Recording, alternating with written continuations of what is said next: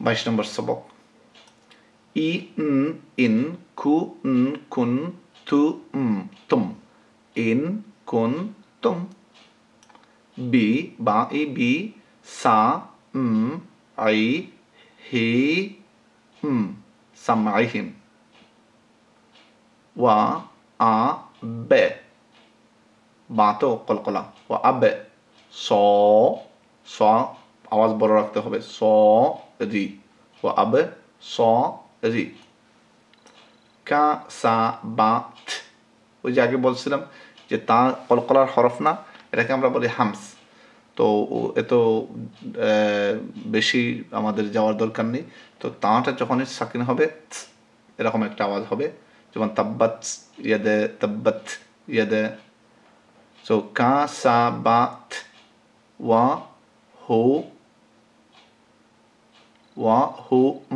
ওয়াহুম। লা লম্বা, লা ইউ ইউ একেবারে পাতলা হবে আওয়াজ, তবে আওয়াজটা বড় হবে, পাতলা করে তুলতে হবে। ইউলামুনা, ইউলামুন। এরপরে আসুন রাজা, রাজা না মিন কাবলু, কাবলু। ওয়া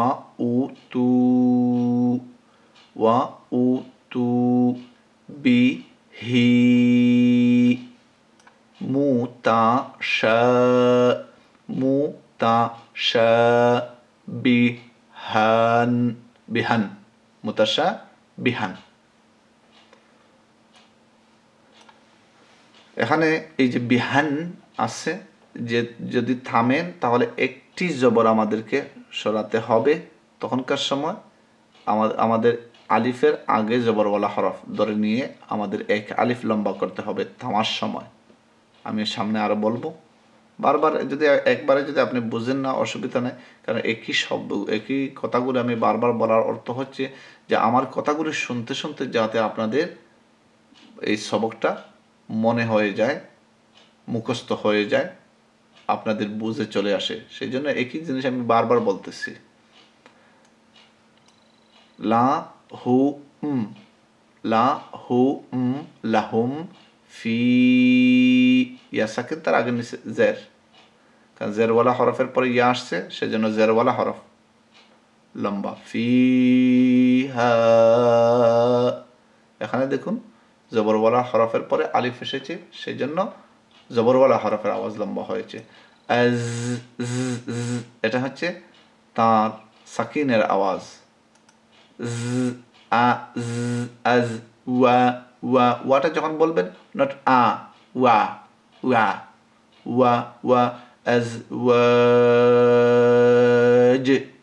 যদি দাঁড়ান এখানে তাহলে আজ ওয়াজ কলকলা করে দাঁড়াতে হবে, কারণ আপনি সাকিন করতেছেন, আর এটা হবে বড় কলকলা।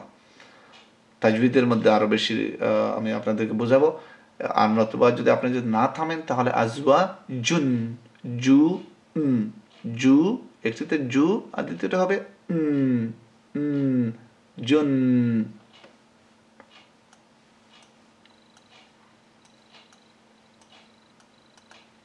তাজে, তাজে কলকলার হরফ তো, তাজে রি মিন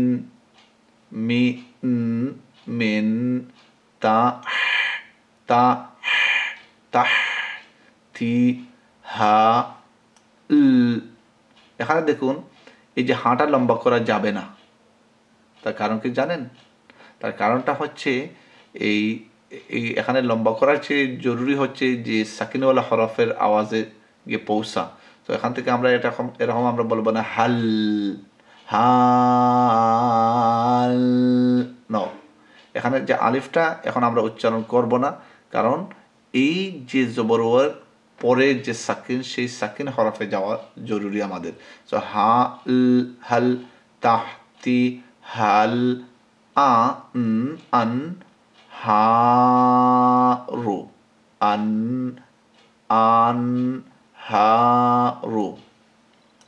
ইলা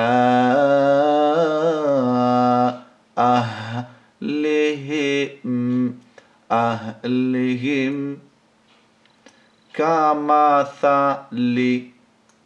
কামাসালি জাআলা লাকুমু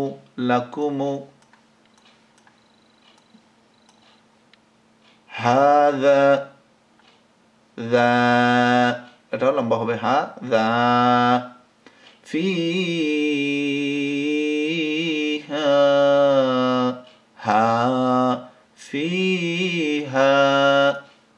খালিদুন ফায়াকুলুন মাযা। এগুলো কেন লম্বা করতেছি আপনারা একটু চিন্তা করলে আপনারা বুঝতে পারবেন। তবে এই লেসনগুলো যে সময়, এই সবকগুলো যে সময় আপনারা পড়বেন বা শুনবেন, দয়া করে আপনারা টিভি বা অন্য মনস্ক না হয়ে আপনারা শুধুমাত্র এই লেসনের প্রতি আপনাদের মনোযোগ দেবেন। দেখবেন আপনাদের এই সামান্য প্রচেষ্টার কারণে আল্লাহ পাক তাবারাকা ওয়া তাআলা সম্পূর্ণ কোরআন মাজিদ আপনাদেরকে খুবই সহজ করে দেবেন। ফাসাজাদু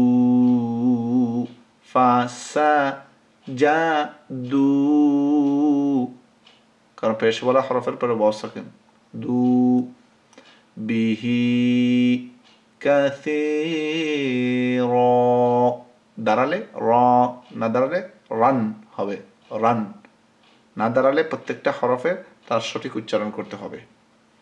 কাসীর, আশা করি আপনারা বুঝতে পেরেছেন। এরপরে আমরা 23 নম্বর লেসনে চলে যাব ইনশাআল্লাহুল আজিজ।